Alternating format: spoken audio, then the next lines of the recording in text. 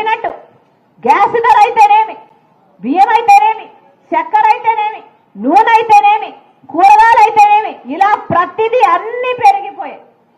కానీ ఆదుకునేవాడు ఎవరూ లేరు, ఎవరు ఒక ముక్క సహాయం చేసేవాళ్ళు లేరు.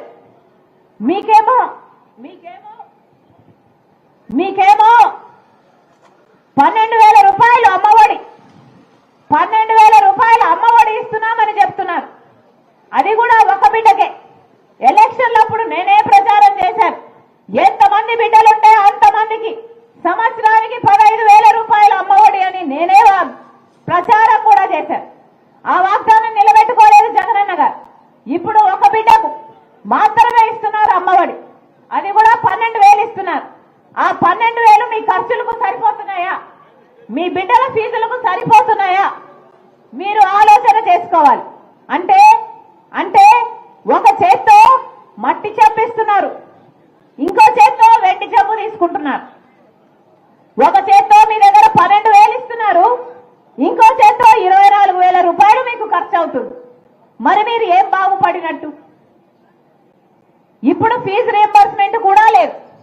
బిడ్డలు పెద్ద చదువులు చదవాలి అంటే కూలీ నాలీ చేసుకునో అప్పు సప్పో చేసో మీ బిడ్డలను చదివించాలి. చదివిన వాళ్ళకు ఉద్యోగాలు వస్తున్నాయా? ఏమా ఉద్యోగాలు వస్తున్నాయా? ప్రతి జనవరి 1న జగనన్న గారు జాబ్ క్యాలెండర్ విడుదల చేస్తాను అన్నారు. జాబ్ క్యాలెండర్ విడుదల చేయడం దేవుడు ఎరుగు. ఉన్న ఉద్యోగాలు కూడా ఓడిపోతున్నాయి. మెగా డిఎస్సి అన్నారు. మెగా డిఎస్సి అంటే ఆ రోజు చంద్రబాబు గారు 7,000 ఉద్యోగాలు ఇస్తుంటే హేళన చేశాడు జగనన్న గారు. నేను వస్తే మెగా డిఎస్సి ఇస్తా, 25,000 ఉద్యోగాలు ఇస్తారు మెగా డిఎస్సిలో అన్నాడు జగనన్న గారు. ఒక్క ఉద్యోగం కూడా భర్తీ చేయలేదు. ఈ రోజుకి 30,000 టీచర్ ఉద్యోగాలు ఖాళీగా ఉన్నాయి. ఇప్పుడు ఎలక్షన్లు వస్తే ఇప్పుడు గుర్తొచ్చిందా? ఇది మెగా డిఎస్సి ఇవ్వాల్సిన వీళ్ళు ఇప్పుడు ఒక దగా డిఎస్సి ఇచ్చారు. ఇప్పుడు కేవలం 6,000 ఉద్యోగాలు భర్తీ చేస్తారట. మరి ఇది ఎలక్షన్లు స్టంట్ కాకపోతే మరి ఏమిటి? మీ ఓట్ల కోసం కాకపోతే, మిమ్మల్ని మోసం చేయడం కాకపోతే ఇది ఏమిటో మీరు ఆలోచన చేసుకోవాలి. ఒక పక్కేమో ఖర్చులు ఎక్కువైపోయాయి, ఒక పక్కేమో బిడ్డలకు ఉద్యోగాలు లేవు. పోనీ ప్రైవేట్ గా చేసుకుందాము అంటే పరిశ్రమలు లేవు. మనకు స్పెషల్ స్టేటస్ రాలేదు కాబట్టి పెద్ద పరిశ్రమలు రావు. పెద్ద పరిశ్రమలు రాకపోతే బిడ్డలకు ఉద్యోగాలు రావు. మరి మీరు బిడ్డలన్నీ ఏం కావాలి అంటే, మన బిడ్డలు ఇక్కడ బతకడానికి అవకాశం లేక వేరే వేరే రాష్ట్రాలకు వలసల్లిపోవాలి. ఆఖరికి మన రాష్ట్రంలో అసలు యువతే లేకుండా పోతారు. మన బిడ్డలందరూ వదిలేసిపోతారు. మనకు పర్వాలేదా? ఏమా పర్వాలేదా? ఉద్యోగాలే లేకుండా పోయాయి, బిడ్డలే లేకుండా పోతారు. పోనీ మనమన్నా సరిగ్గా బతుకుదాము అంటే ఎంతమందికి ఇల్లులు వచ్చాయి? ఎంతమందికి ఇల్లులు వచ్చాయి? ఒక్కరైనా చేయలేపండమ్మా, మీకు ఇల్లు వస్తే అంటే ఒక్క చెయ్యి కూడా లేపడం లేదే. ఒక్కరికంటే ఒక్కరికి జగనన్న గారు వాగ్దానం చేసింది 25 లక్షల పేదలకు ఇల్లులు కట్టిస్తానని చెప్పాడు. ఎన్ని కట్టారు? ఎంతమందికి ఇల్లు వచ్చింది అంటే ఒక్కరు కూడా చేయలేపడం లేదే.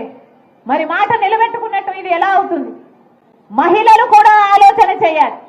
ఈ సర్కారు చేస్తున్న దగాకు ఎవరు మోసపోకండి. అమ్మా, ఓట్లు అన్నది మీ చేతిలో ఉన్న ఏకైక ఆయుధం. ఓటు అన్నది మీ జీవితాలను మార్చే ఆయుధం. 5 సంవత్సరాలకు ఒక్కసారి మాత్రమే ఈ ఆయుధం మీ చేతుల్లోకి వస్తుంది. ఆలోచన చేసి ఓటు వేయండి. మీ జీవితాలు ఎలా మారుతాయి, మీ బిడ్డల భవిష్యత్తు ఎవరి చేతుల్లో ఉంటే బాగుపడతాయి అని ఆలోచన చేసి ఓటు వేయండి. ఇలా లిక్కర్ మాఫియా, చుట్టుపక్కల ఉన్న శాండ్ మాఫియా, మైనింగ్ మాఫియా, ఇలా మీ భూమిని కూడా కబ్జా చేసే ఈ చెత్త ఆలోచనలు ఉన్న ప్రభుత్వం పోతేనే మన బిడ్డలు, మీరు, మీ భవిష్యత్తు బాగుంటుంది. మళ్ళీ చెప్తున్నాం తల్లి, ఇది ఓట్ల సమయం.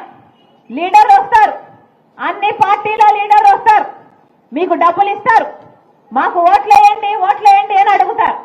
ఏమా ఇస్తారా? ఎవరు డబ్బులు ఇచ్చినా తీసుకోండి.